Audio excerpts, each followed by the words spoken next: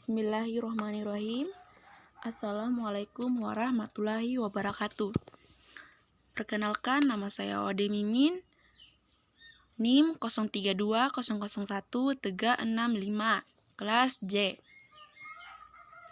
Di sini saya akan menjelaskan tentang pendekatan metode dan teknik pengajaran bahasa Indonesia di SD. Baiklah, yang pertama-tama adalah pengertian pendekatan dalam pengajaran bahasa Indonesia di SD.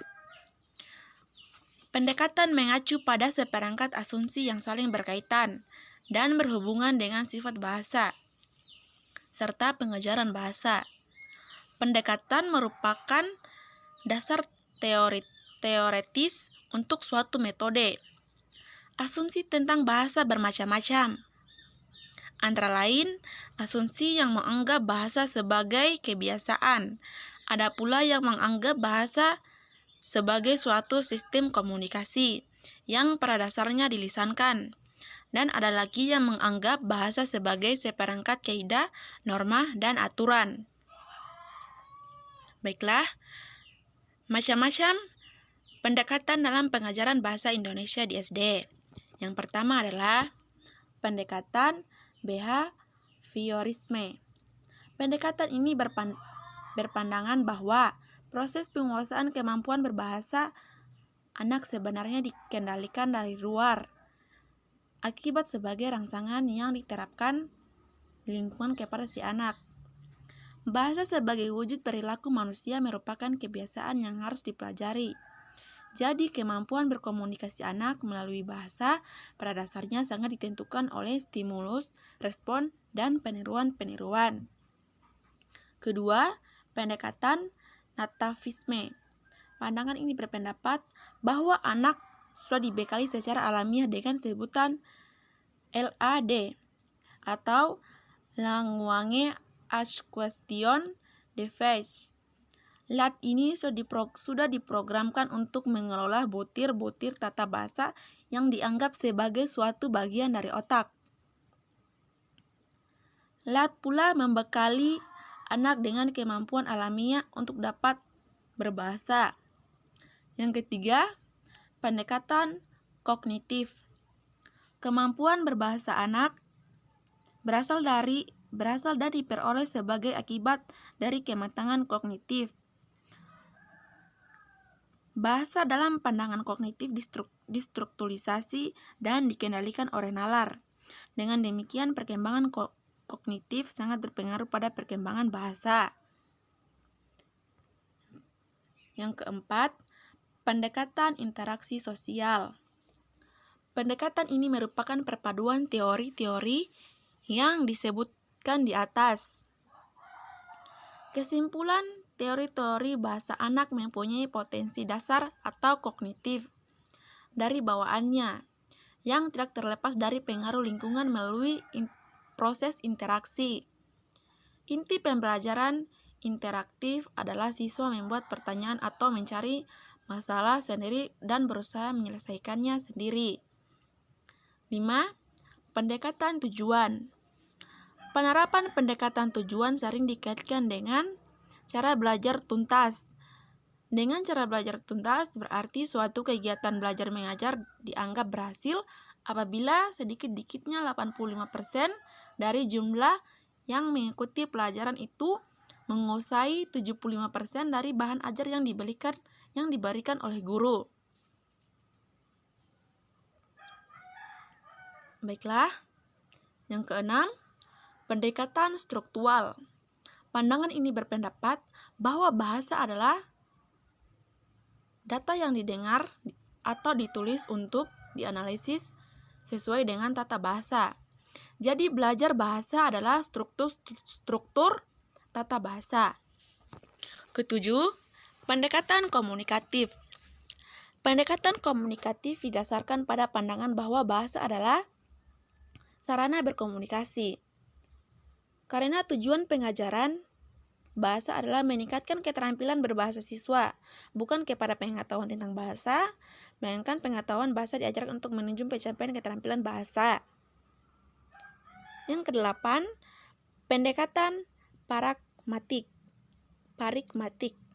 Pendekatan ini mengutamakan keterampilan berbahasa dengan memperhatikan faktor-faktor penentu berbahasa, seperti pemeran serta tujuan, situasi, konteks, juga pengembangan, emosi, moral, sosial, dan intelektual. Kesembilan, pendekatan Wohle Langwange. Suatu pendekatan yang mengajarkan bahasa yang dilaksanakan secara menyeluruh, meliputi mendengar, berbicara, membaca, dan menulis. Keterampilan tersebut memiliki hubungan yang interaktif, yang tidak dapat dipisahkan dengan aspek kebahasaan. Fenom, kata ejaan, kalimat, wacana, dan sastra. Ke-10, pendekatan konstektual. Pendekatan konstektual merupakan konsep belajar yang membantu guru mengaitkan antara materi yang diajarkannya dengan situasi dunia nyata dan mendorong siswa membantu hubungan antara pengetahuan yang dimilikinya dengan penerapannya dalam kehidupan mereka sebagai anggota keluarga dan masyarakat. Ke-11, pendekatan cara belajar aktif. Pendekatan ini merupakan suatu sistem pembelajaran yang menekankan kadar keterlibatan siswa secara fisik, mental, intelektual, dan emosional untuk mencapai tujuan pembelajaran.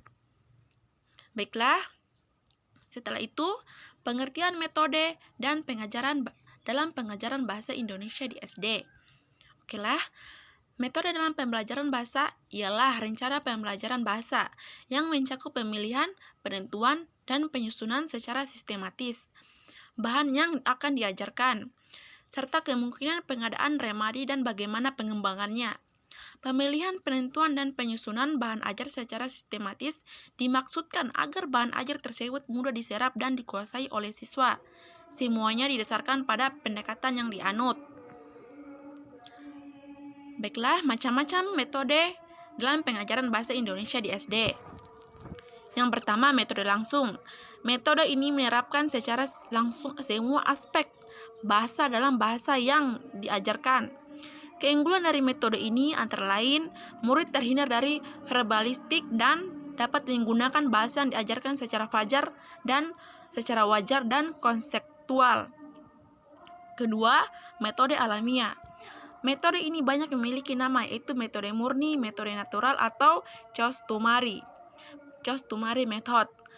Metode ini memiliki prinsip bahwa mengajar bahasa baru atau seperti bahasa kedua harus sesuai dengan kebiasaan belajar berbahasa yang sesungguhnya, sebagaimana yang dilalui oleh anak-anak ketika belajar bahasa ibunya.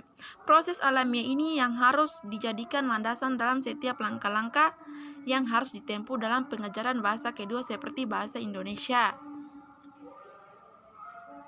Ketiga, metode terjemahan. Metode terjemahan adalah metode yang lazim digunakan untuk pengajaran bahasa asing, termasuk dalam bahasa Indonesia, yang pada umumnya merupakan bahasa kedua setelah penggunaan bahasa ibu, yakni bahasa daerah. Prinsip utama metode pembelajarannya adalah bahwa penguasaan bahasa asing dapat dicapai dengan cara latihan terjemahan dari bahasa asing ke dalam bahasa ibu murid atau ke dalam bahasa yang dikuasainya. Misal, latihan terjemahan dari bahasa Indonesia ke dalam bahasa daerah atau bahasa Inggris ke dalam bahasa Indonesia. Kelebihan metode ini dalam kepraktisan dalam pelaksanaannya dan dalam penguasaan kosakata dan tata bahasa dari bahasa yang baru dipelajari siswa. 4. Metode pembatasan bahasa. Metode ini menekankan pada pembatasan dan penggradasian kosakata dan struktur bahasa yang diajarkan.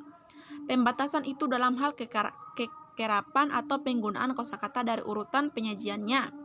Kata-kata dan pola kalimat tinggi pemakaiannya di masyarakat diambil sebagai sumber bacaan dan latihan bahasa dan latihan penggunaan bahasa.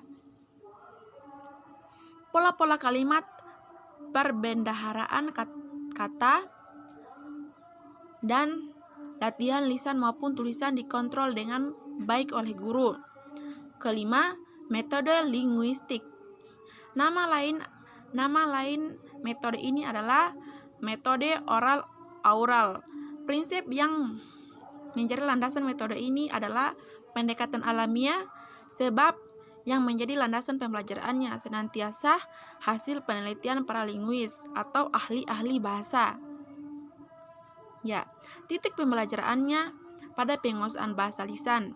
Sebelum pembelajaran diteliti terlebih dahulu persamaan dan perbedaan bahasa ibu dengan bahasa yang diajarkan. Berikut pengertian teknik dalam pengajaran bahasa Indonesia di SD. Ya, teknik pembelajaran merupakan cara guru menyampaikan bahan ajar yang telah disusun atau dalam metode.